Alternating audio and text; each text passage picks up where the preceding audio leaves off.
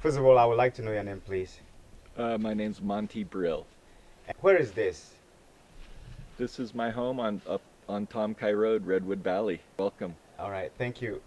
Now, I want to know a little bit about yourself and what you do.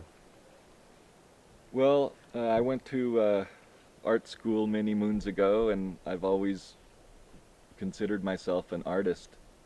And I do clock making and sculpture and drawings, paintings. I see behind you there is a beautiful sculpture. Can you tell me a little bit about what you have done with that and what it is? Yeah, this sculpture is called Fireball, and it's from pieces of steel that I salvaged from my friend's fire house that burned down in a fire.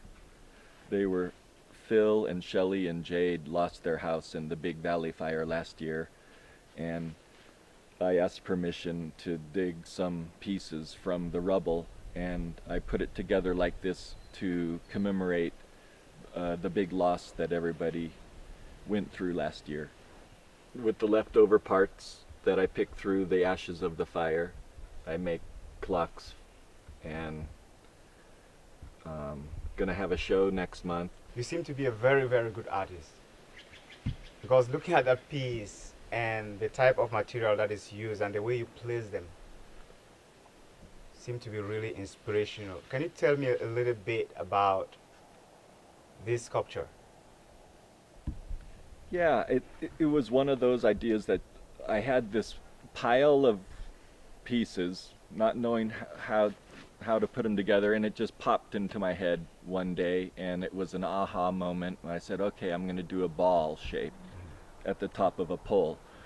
And so I had the idea of making the forms, and had Reliable Mill down in Ukiah make the curves for me, and had my friend Derek weld the jack stands in the middle, and he welded the frame together for me, and I welded all the little pieces onto the frame. So had some help from friends. Is there any other form of art that you do as well? Yeah, clock making, and I write music, songs. I enjoy writing songs and music. There is a difference between a 3D art and a 2D. Uh, oh gosh, I don't know, slopping paint around has its magic that happens, and that's the flat surface of the 2D, and there's all the exploration and fun you can have that way. But my true love is 3D sculpture, just because you can has its own space, and you can walk all the way around it and see it from any angle. Beautiful. What did people say when they saw this piece of art? What did people think? There was a more emotional reaction from the people who were involved with the Valley Fire. I didn't realize how heartfelt people would react about it. It was just a outpouring of good vibrations. Just someone saw the rubble being reused into something nice to look at. Yeah. I see a light in the center of the piece. Yeah, that was part of the original idea, and I had a junk light thing in my pile, Yeah. and I installed an electric light that simulates a little flickering flame. You know, fire can be the destroyer, and fire can bring so much good. And so that's the little fire in the heart of the sculpture. That's kind of like the eternal flame of hope, because so many people had to rebuild from nothing.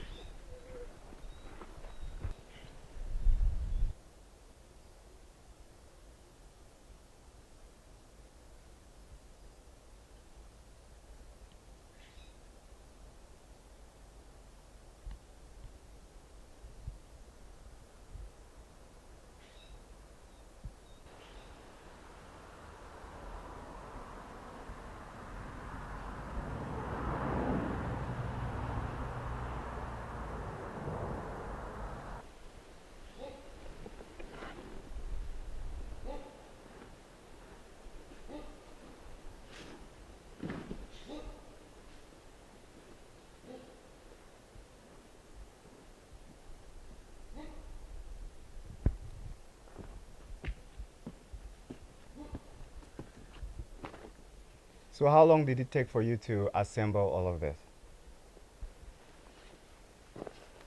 This is about a month-long project. Couple weeks I'm supposed to install it in Middletown, the art center there. Yeah, and I was invited to install it there for a few months, and so that'll be exciting to put it where the fire zone really was. Yeah. Lake County. Lake County? Yeah, right where the fire was. Okay. To art, and it's a big group show of artists bringing pieces from the fire into the art realm.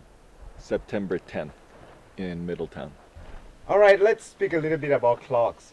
Tell me a little bit of what we have here and what you're trying to achieve with Well, this. clocks are my favorite thing to make. With the leftover parts that I pick through the ashes of the fire, I make clocks, and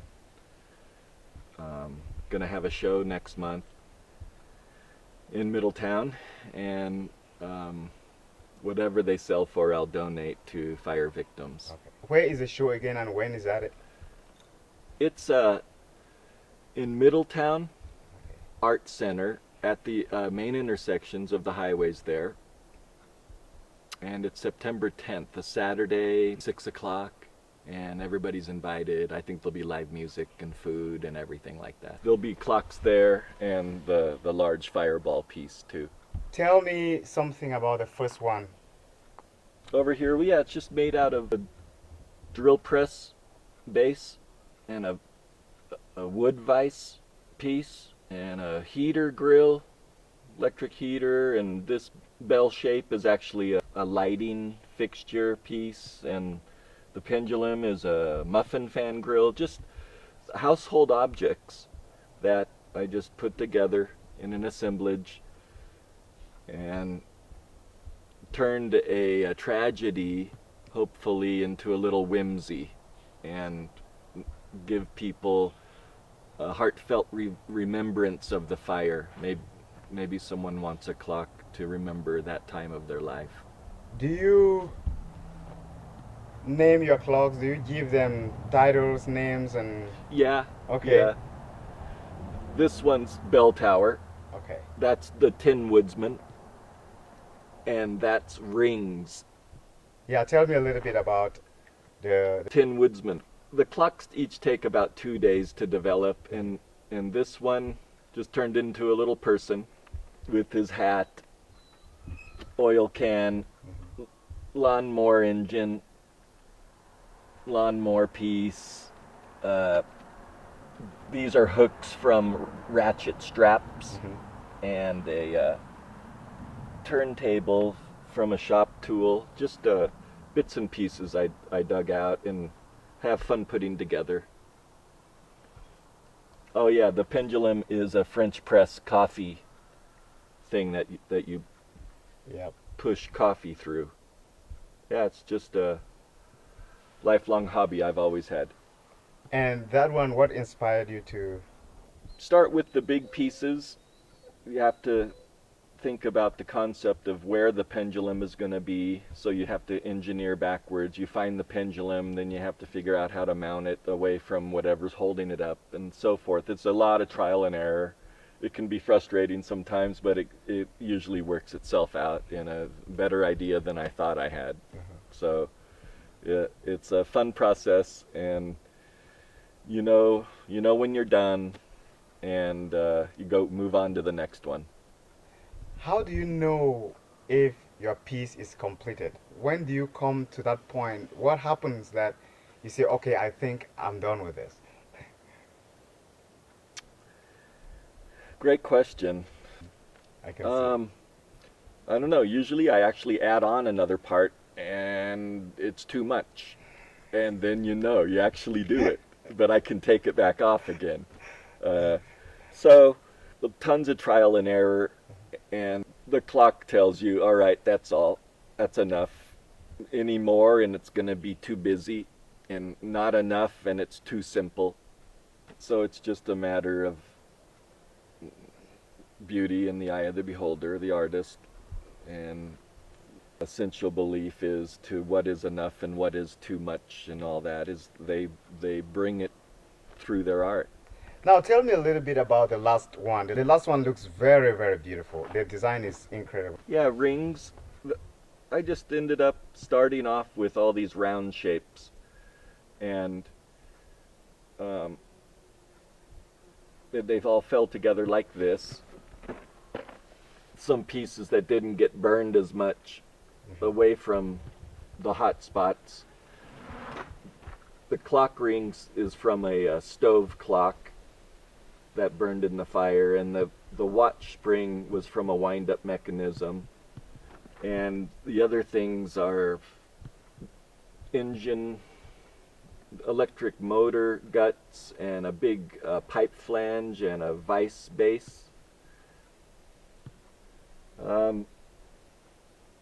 I just keep working with them. That's more of the true movement of the piece there. Just keep working with them until I think it's done, and but I try not to stop until I get to that point, you know. Stop prematurely and it's not done. I always go back. Sometimes I go back a week later and add more or take away something.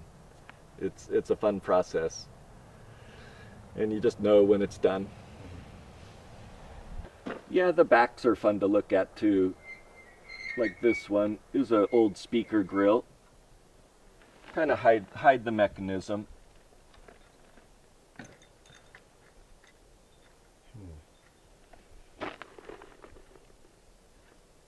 That one's good. So they're fun to look at from any direction.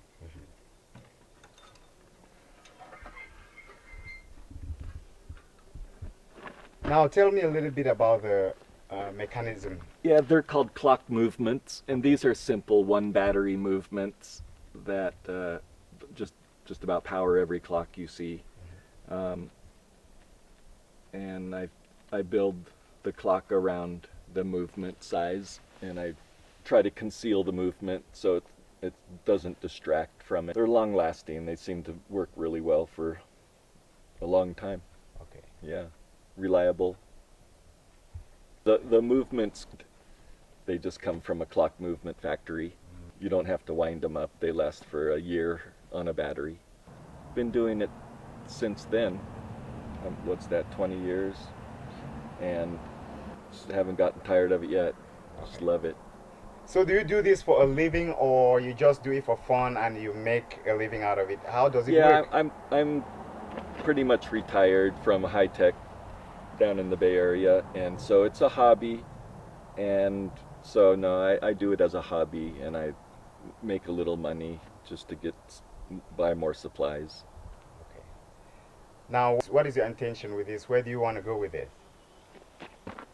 Well, these I hope to sell at the Fire Art Show next month and donate the money to people who are having a hard time making ends meet. And otherwise, I want to start a little website company to sell these 9-inch clocks that I paint, and the clock faces are for wall clocks. Okay. And they have a spring pendulum, and so that's a whole nother story. But that's what I hope to do, is make a hand-painted clock company that I can sell through my website. How do you price your clocks? You know, art is very difficult to determine the price. The art is a funny world like that. So the higher you price it, the more people want it. So this one's $15,000, and this is $30,000, and that one's $75,000. See? No, not really. They're all $400.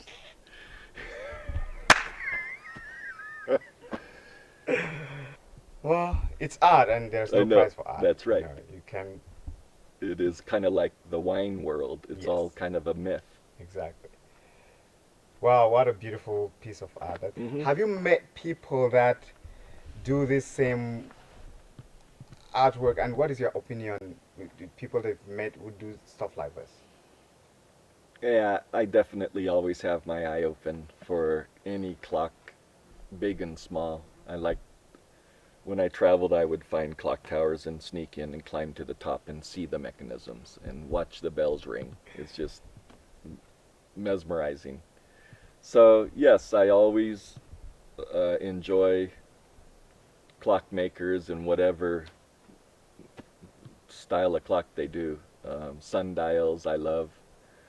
Um, Clocks that are hard to figure out how to tell the time. Kind of novelty clocks, I guess. But yeah, there's not many clockmakers out there, I suppose. What makes clocks very intriguing?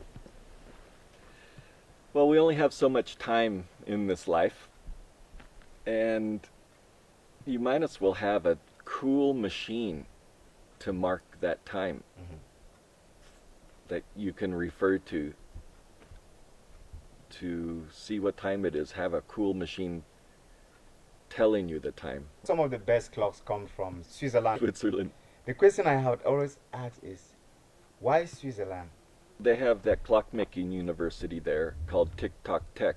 Oh. That's where all the top clockmakers in Zurich come from. These clocks are special because I lived through this fire, through my girlfriend losing her house, and it's just been a heavy year. And so these have been different to make compared to other ones because of the history each little piece has. And so there's a lot of heart in these works, unlike other found object pieces I have done. That's the difference.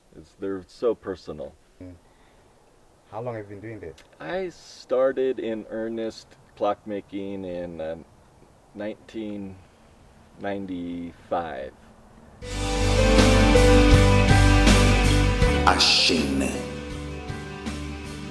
Happiness is not purchasable with money. I know that we ought to be happier than the happiest person on earth today. We ought to be healthier than the healthiest person on earth today.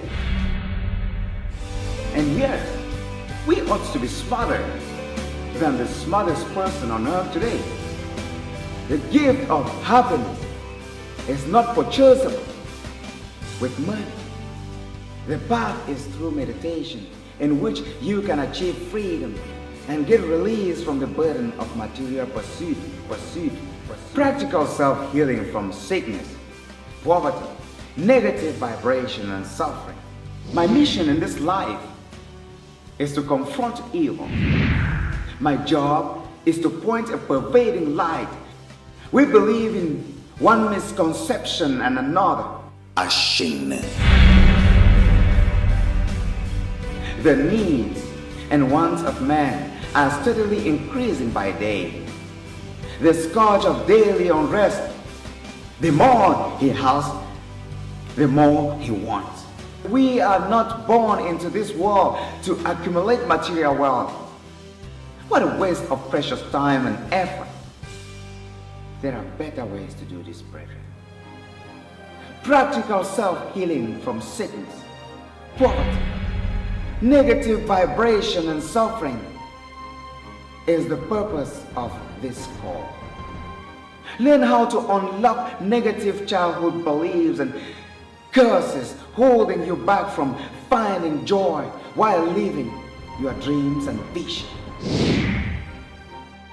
Enter into your own consciousness. Meditation saved my life. Breaking the horse gave me strength and made my bone strong. Ashin is one of the most effective ways to keep your heart strong. Find peace, love, joy, happiness, abundance, life, stability, and everything you ever desire in life. My soul and I has prepared a special package for you.